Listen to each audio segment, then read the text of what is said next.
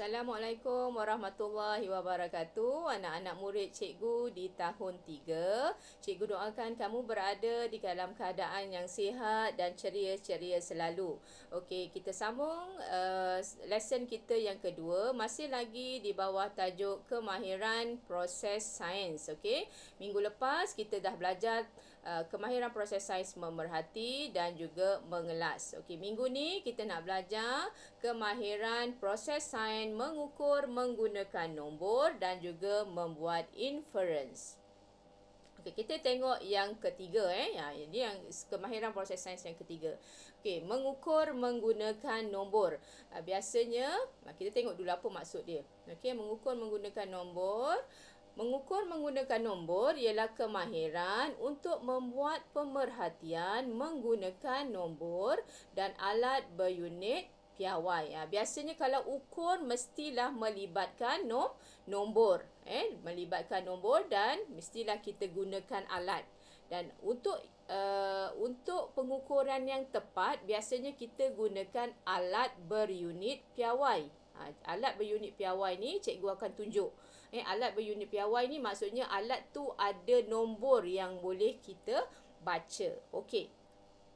Kita tengok yang pertama. Contoh kita nak mengukur masa. Apa alat yang sesuai kita gunakan? Okey, untuk mengukur masa, alat pengukur yang piawai yang boleh kita gunakan ialah jam randik. Siapa yang tak kenal jam randik itu jam apa? Sama tak jam yang kamu guna dekat tangan ataupun sama tak jam yang kamu ada dekat dinding rumah kamu? Okey. Jam randik, okey, ini yang tak pernah nampak jam randik, ini ialah gambar jam randik. Tu gambar jam randik. Kat mana kamu nampak jam randik ni? Okey, biasanya digunakan masa hari sukan, betul tak? Kalau cikgu nak ambil masa berapa cepat, berapa laju kamu lari, biasanya cikgu akan gunakan jam randik. Okey, untuk mengukur masa, alat yang paling tepat ialah jam randik. Kenapa jam tangan dengan jam dinding tak boleh? Boleh juga tapi kurang tepat. Yang paling tepat untuk ukur masa ialah jam randik. Apa unit dia? Okey, unit piawai, unit untuk mengukur masa ialah saat. Okey, unit mengukur masa ialah saat. Okey, contoh kedua. Apa alat yang kita boleh gunakan untuk mengukur jisim? Okey, untuk mengukur jisim ataupun berat. Jisim tu ialah berat lah. Okay, untuk orang sains dia tak sebut berat. Biasanya orang sains dia akan sebut jisim. Okey, untuk mengukur jisim, alat yang digunakan ialah penimbang. Penimbang, tak tahu penimbang? Mesti semua kenal kan penimbang. Pergi kedai mesti ada alat penimbang. Okay, cikgu tunjuk contoh alat penimbang. Ini semua alat penimbang.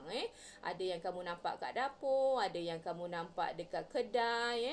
Okey, alat penimbang ni semuanya kita boleh gunakan untuk mengukur jisim ataupun berat. Apa unit dia? Unit dia ialah kilogram. Okey, unit dia ialah kilogram. Okey, seterusnya. Okey, untuk ukur panjang, apa alat yang boleh kita gunakan? Okey, macam biasalah yang awak guna kat dalam kelas tu. Apa tu? Pembaris. Kenal pembaris? Mestilah kenal kan? Ke dah lama tak sekolah tak kenal pembaris? Ini namanya pembaris. Okey. Okey, apa unit yang digunakan pada pembaris? Unitnya ialah sentimeter. Okey, seterusnya untuk ukur isi padu air, apa yang kita gunakan? Siapa tahu? Dekat bilik sains ada nak ukur isi padu air. Yang alat yang paling tepat untuk mengukur isi padu air ialah nama dia silinder penyukat. Okey, ini gambar dia. Ini gambar silinder penyukat. Ada 500, ada 50, ada 250. Okey, unit dia ialah mililiter. ml. Unit dia ialah ml. Itu ialah mengukur menggunakan nombor. Okey, seterusnya kita masuk kemahiran proses sains yang keempat, iaitu membuat inference. Okey, kita baca apa maksud dia. Okey, membuat inference ialah menyatakan kesimpulan awal yang munasabah. Okey, yang munasabah untuk menerangkan sesuatu pemerhatian. Okey, sekali lagi, membuat inferen ialah menyatakan kesimpulan awal yang munasabah untuk menerangkan sesuatu pemerhatian. Okey, sesuatu kejadian tu berlaku, kita nak tahu sebabnya apa. Bila kita mencipta atau memikirkan sebab, mestilah sebab itu mestilah munasabah, boleh masuk di akal. Bila kita memikirkan sebab, itu kita dah buat inferen. Okey, cikgu bagi contoh.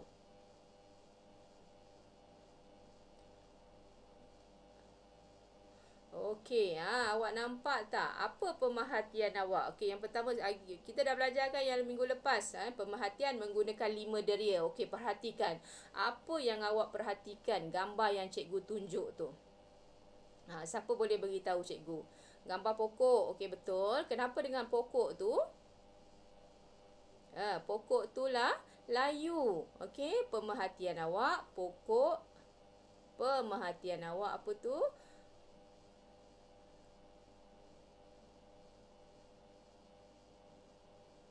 Okey, pokok itu layu. Pemerhatian kamu pokok itu layu. Okey, jadi kita nak kena fikir, kenapa pokok tu layu?